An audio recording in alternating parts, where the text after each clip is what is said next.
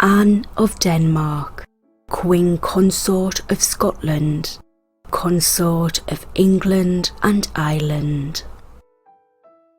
She was born on the 12th of December 1574 at Skanderborg Castle in Denmark. She died on the 2nd of March 1619, aged 44, at Hampton Court Palace in London. Her husband was James VI of Scotland. Her children. Her first child was Henry Frederick, Prince of Wales, born the 19th of February 1594 and died the 6th of November 1612. He died probably of typhoid fever, aged 18. In July 1595, she miscarried.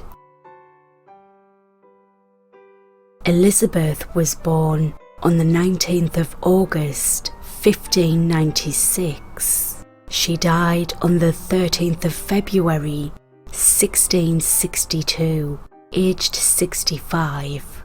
She married in 1613 Frederick V, Elector Palatine. Margaret was born on the 24th of December 1598. She died in March 1600, aged 15 months. She is buried at Holyrood Abbey. Charles I of England was born on the 19th of November 1600. He was executed on the 30th of January 1649. He married in 1625 Henrietta Maria. Robert, Duke of Kintyre, was born the 18th of January 1602 and died aged 4 months on the 27th of May 1602. She miscarried on the 10th of May 1603. Mary was born on the 8th of April 1605. She died aged 2 on the 16th of December 1607. Sophia was born on the 22nd of June 1606 and died a day later on the 23rd of June at Greenwich Palace. Anne was of the House of Oldenburg. Her father was Frederick II of Denmark. Her mother was Sophie of Mecklenburg-Güstrow. Anne was born on the 12th of December 1574 at the castle of Skanderborg on the Jutland Peninsula in the Kingdom of Denmark. She was the second daughter of King Frederick II of Denmark and Sophie of Mecklenburg-Güstrow. Her birth came as a blow to her father, who was desperately hoping for a son. But her mother Sophie was only 17 at the time, and 3 years later she did bear a son, the future Christian IV of Denmark. With her older sister Elizabeth, Anne was sent to be raised at Güstrow with her maternal grandparents, the Duke and Duchess of Mecklenburg. Compared with the Danish court, where King Frederick was notorious for huge meals, heavy drinking, and behaviour including marital infidelity, Güstrow provided Anne with a frugal and stable life during her early childhood. Christian was also sent for, but 2 years later in 1579, the Danish Privy Council requested his removal to Denmark, and Anne and Elizabeth returned with him. Anne enjoyed a close, happy family upbringing in Denmark, thanks largely to her mother, Queen Sophie, who nursed the children herself. Suitors from all over Europe sought the hands of Anne and Elizabeth, including James VI of Scotland, who favoured Denmark as a kingdom reformed in religion and a profitable trading partner. James's other serious possibility, though 8 years his senior, was Catherine de Bourbon, sister of the future Henry VI of France, who himself was favoured by Elizabeth I of England. Scottish ambassadors had at first concentrated their suit on the oldest daughter, Elizabeth, but Frederick betrothed her to Henry Julius, Duke of Brunswick, promising the Scots Anne.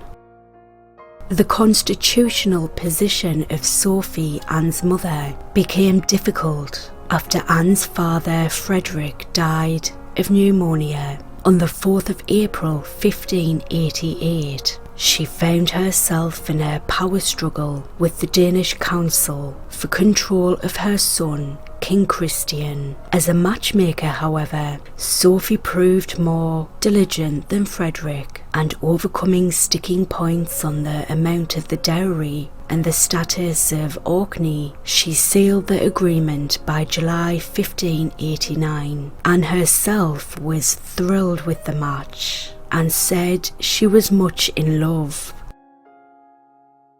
On the 28th of July 1589, the English spy Thomas Fowler reported that Anne was so far in love with His Majesty, hath made good proof ways of her affection, which His Majesty is apt in no way to requite. Thomas Fowler's insinuation that James preferred men to women would have been hidden from the 14-year-old Anne, who devotedly embroidered shirts for her fiancé, while 300 tailors worked on her wedding gown. Whatever the truth of the rumours, James required a royal match to preserve the Stuart line. "God is my witness," he explained. "I could have abstained longer than the weal of my country could have permitted, had not my long delay bred in the beasts of many a great jealousy of my inability, as if I were a barren stock." On the 20th of August 1589, Anne was married by proxy to James. The ceremony ended with James's representative, George Keith, sitting next to Anne on the bridal bed. Anne set sail for Scotland within 10 days, but her fleet was beset by a series of misadventures, finally being forced back to the coast of Norway, from where she travelled by land to Oslo. It was reported that had came in company with the Queen's fleet 300 miles and was separated from them by a great storm. Upon hearing this, James called for a national fasting and public prayer. He wrote several songs and sent a search party for Anne, carrying on a letter he had written to her in French. "Only to one who knows me as well as his own reflection could I express my dearest love for thee, Anne." Then he sailed from Leith with a 300-strong army to fetch Anne personally in what he called the one romantic episode of my life. He presented himself to Anne and, disarming her protests, gave her a kiss in the Scottish fashion, which is arms around and full on mouth. Anne and James were formally married at the old Bishop's Palace in Oslo on the 23rd of November 1589. Both bride and groom could understand the ceremony. It was conducted in French, describing Anne as a princess both godly and beautiful. She giveth great contentment to His Majesty. Celebrations followed. They arrived in the water of Leith on the 1st of May. 5 days later, Anne made her state entry into Edinburgh in a solid silver coach brought over from Denmark, and James was riding alongside on horseback. Anne was crowned on the 17th of May 1590 in the Abbey Church at Holyrood. It was the first Protestant coronation in Scotland. During the 7-hour ceremony, her gown was opened for presiding minister Robert Bruce to pour oil on parts of her breast and upper arms, anointing her as queen. But ministers had objected vehemently. They said it was a pagan ritual, but James insisted that it dated from the Old Testament. The king handed the crown to the Chancellor, who placed it on Anne's head. By all accounts, James was first entranced by his bride, but his infatuation evaporated quickly. The couple often found themselves at loggerheads, though in the early years of their marriage, James seems always to have treated Anne with patience, respect, and affection. James described marriage as the greatest earthly misery that can come to a man. From the first moment of the marriage, Anne was under pressure to provide James and Scotland with an heir, but the passing of 1591 and 1592, with no sign of pregnancy, provoked rumours of James's fondness for male company. There was great public relief when on the 19th of February 1594, Anne gave birth to her first child, Prince Henry Frederick. Anne soon learned that she would have no say in her son's care. In 1594, she began a furious campaign for custody of Henry. Nervous of the lengths to which Anne might go, James formally charged in writing never to surrender Henry to anyone except on his own orders. He said, "Because in the surety of my son consists my surety," and demanded the matter be referred to the council, but James would not hear of it. After public scenes in which James reduced Anne to rage and tears over the issue, she became so bitterly upset that in July 1595 she suffered a miscarriage. Thereafter she outwardly abandoned her campaign.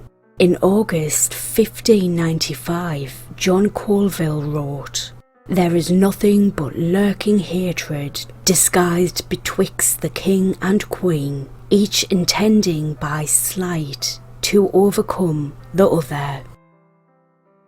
Elizabeth Stuart was born in Fife on the 19th of August 1596 at 2 o'clock in the morning. At the time of her birth, her father was King of Scots only, and so Elizabeth was named in honour of Queen Elizabeth I of England, and she was christened on the 28th of November 1596 in the Chapel Royal at Holyrood House. During her early life in Scotland, she was brought up in a different residence to her parents and only saw them twice a year for the first 4 years of her life.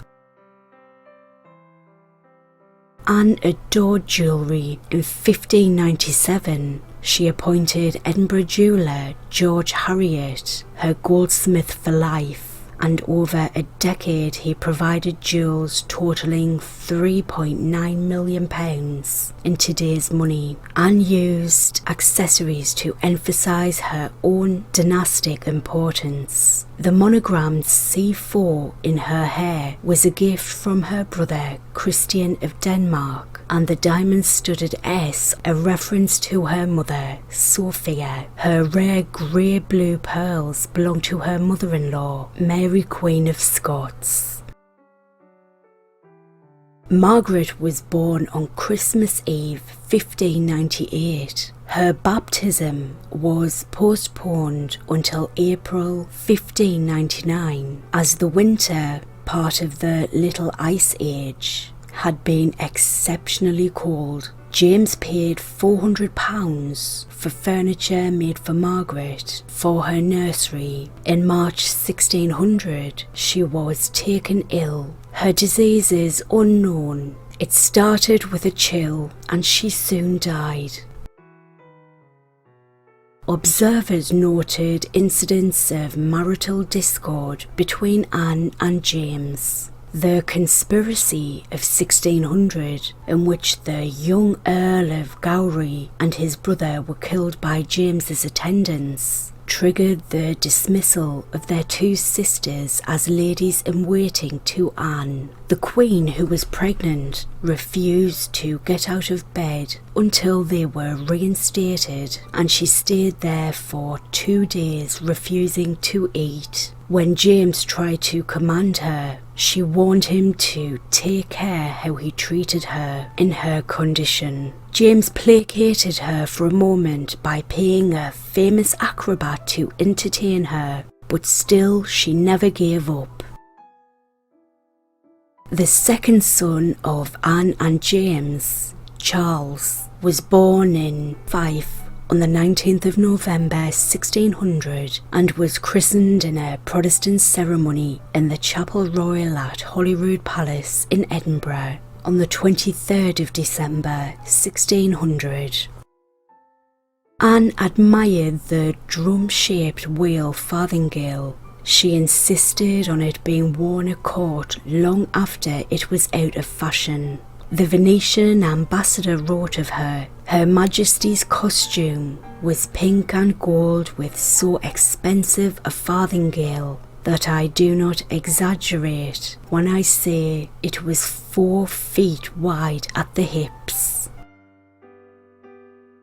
Robert Bruce Stewart was born on the 18th of January 1602. On the 2nd of May 1602, he was created Duke of Kintyre, Earl of Carrick and Lord of Annandale, all in the peerage of Scotland. On his death at the age of 4 months, all his titles created only 25 days earlier became extinct. Anne saw a belated opportunity to gain custody of Henry in 1603 when James left for London to assume the English throne following Elizabeth I's death. Again pregnant at the time, Anne descended on Stirling with a force of well-supported nobles, intent on removing the 9-year-old Henry, whom she had hardly seen for the last 5 years. But she could not bring more than 2 attendants with her into the castle. This sent Anne into such a fury that she suffered another miscarriage on the 10th of May. James instructed that Anne join him in England, but she informed him by letter that she would not do so unless allowed custody of Henry. He described her behaviour in a letter as wilfulness. After a convalescence from the miscarriage, Anne travelled south with Prince Henry, their progress causing a sensation in England. Lady Anne Clifford recorded that she and her mother killed 3 horses in their haste to see the Queen, and when James met Anne near Windsor, there was such an infinite number of lords and ladies, so great a court, I can think I shall never see the like again. In 1604, she confided to the French envoy that the king drinks so much and conducts himself so ill in every respect that I expect an early and evil result. In London, Anne adopted a cosmopolitan lifestyle, while James preferred to escape to the capital, most often at his hunting lodge in Royston. Anne's chaplain later summed up the royal relationship as, The king himself was a very chaste man, and there was little in the queen to make him want her, yet they did love as well as man and wife could do, not conversing together. When former intelligencer Sir Anthony Standen was discovered bringing Anne a rosary from Pope Clement VIII in 1603, James imprisoned him in the Tower of London for 10 months. Anne protested her annoyance at the gift, but eventually secured his release. Mary Stuart was born on the 8th of April 1605. She was the first princess of Great Britain. Her birth was thus awaited with much excitement among both the Scottish and English. In the Masque of Blackness of 1605, Anne performed while 6 months pregnant. She and her ladies caused scandal by appearing with their skin painted. Letter writer Dudley Colston reported that when the Queen afterwards danced with the Spanish ambassador, he kissed her hand. Though there was danger, it would have left a mark upon his lips. Anne commissioned the leading talents of the day to create the masks and balls. Sophia Stuart was born at Greenwich Palace on the 22nd of June 1606. But sadly died there the next day. She was buried in King Henry's Chapel in Westminster Abbey, in a monument that resembles a stone cradle. She was named for her maternal grandmother. Anne moved into Greenwich Palace and then Somerset House, which she renamed Denmark House. After 1607, she and James rarely lived together, by which time she had borne 7 children and suffered at least 3 miscarriages. After narrowly surviving the birth and death of her last child, Anne decided to have no more children, and this widened the gulf between her and James. As the daughter of a reigning monarch, the hand of the young Elizabeth was seen as a very desirable prize. Suitors came from across the continent and were many varied. Most of her suitors were rejected quickly for a variety of reasons. The man chosen was Frederick V, Count of Palatine and Rhine. He arrived in England on the 16th of October 1612, and the match seemed to please them both from the very beginning. Henry Frederick died on the 6th of November 1612 from typhoid fever at the age of 18 during the celebrations that led up to his sister's wedding. His death was widely regarded as a tragedy for the nation.